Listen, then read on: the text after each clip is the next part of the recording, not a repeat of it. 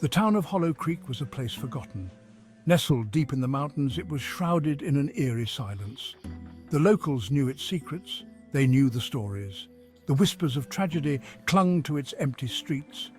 Hollow Creek had not always been this way. It was once a thriving mining town. Families built lives here. Children laughed in the streets, but that was a lifetime ago. A tragedy struck Hollow Creek, a fire in the mines. Countless souls perished in the inferno. The town never recovered. The mines closed. Families left. Only emptiness remained. The wind howled through the deserted houses, carrying the whispers of the past, a past that refused to die. High on a hill overlooking the town stood the asylum. Once a beacon of hope, it now stood as a monument to despair. The Hollow Creek Asylum for the mentally disturbed. It was a place of sadness, of suffering.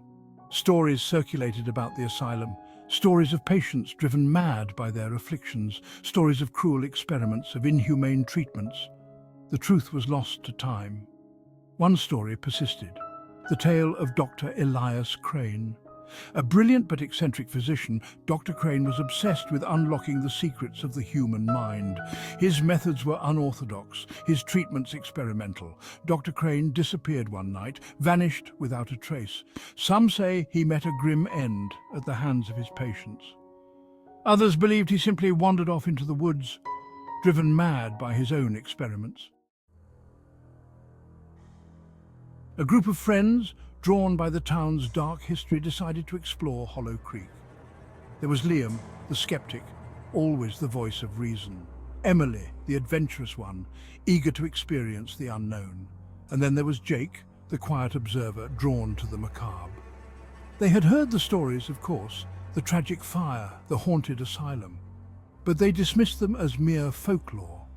They were here to see for themselves, to separate fact from fiction. As they drove into the deserted town, the sun began to set. Shadows grew long and menacing. A palpable sense of dread settled upon them. Liam tried to lighten the mood with a joke, but his laughter felt hollow in the eerie silence. They parked their car outside the asylum gates. The iron bars were rusted, the gates creaking ominously in the wind. The asylum stood before them, a looming presence against the darkening sky. As they stepped inside, the air grew heavy. The scent of decay clung to the walls, a musty odor of neglect and forgotten things. Dust covered everything, a thick blanket of time undisturbed. They explored the abandoned rooms, their footsteps echoing in the eerie silence. Each room told a story of suffering, of lives lost and forgotten. Liam swore he heard whispers, faint voices calling out from the shadows. Emily dismissed his claims, attributing them to the wind whistling through the broken windows, but Jake felt it too, a presence unseen but felt, watching their every move. As they ventured deeper into the asylum, the feeling of unease intensified. The temperature dropped, sending a chill down their spines. They stumbled upon Dr. Crane's office. The desk was covered in papers, medical journals, and strange diagrams of the human brain. Emily discovered a hidden compartment in the desk, inside a leather-bound journal. The pages were filled with Dr. Crane's frantic scribblings. His writing, once precise and controlled, had become increasingly erratic. He wrote of his experiments, of his attempts to alleviate the suffering of his patients. But there was something else, a darkness that seeped from the pages. A growing obsession with unlocking the secrets of the human soul, no matter the cost. Suddenly the door slammed shut. A cold draft extinguished their only source of light. Panic surged through them. They were trapped. They fumbled in the darkness, their hearts pounding in their chests. Liam managed to find the light switch. The flickering bulb cast long, dancing shadows on the walls. They were in the asylum's basement. The air was thick with the smell of mildew and decay. Rusty medical instruments lay scattered on a table, remnants of Dr. Crane's gruesome experiments. The walls were lined with padded cells, each one a testament to the suffering that had transpired within. As they moved deeper into the basement, they heard it again. The blood-curdling scream. It was closer now, filled with unimaginable pain and terror. Emily froze, her eyes wide with fear. Liam's bravado had vanished, replaced by a primal terror.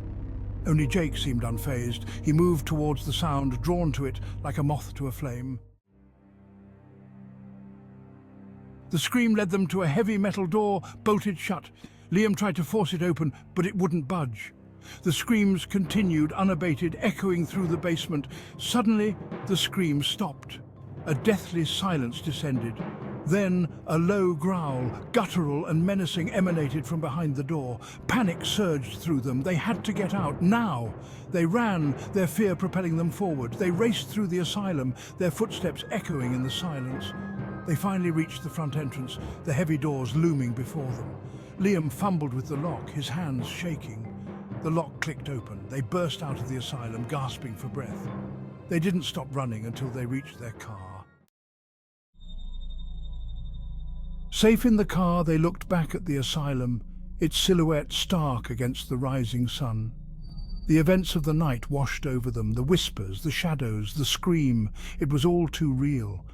As they drove away, Liam noticed something in his backpack. It was the journal, the one they had found in Dr. Crane's office. Emily reached for it, but Liam pulled back. "We shouldn't have taken this," he said, his voice trembling. He opened the journal, his eyes scanning the pages. His blood ran cold as he read Dr. Crane's last entry. "I have seen it," he wrote, his handwriting a spidery scrawl, "the darkness within us all. And it has seen me." Liam slammed the journal shut, his heart pounding in his chest. He understood now. Dr. Crane hadn't escaped the asylum. He had become a prisoner of his own making. And now they had brought his darkness back with them.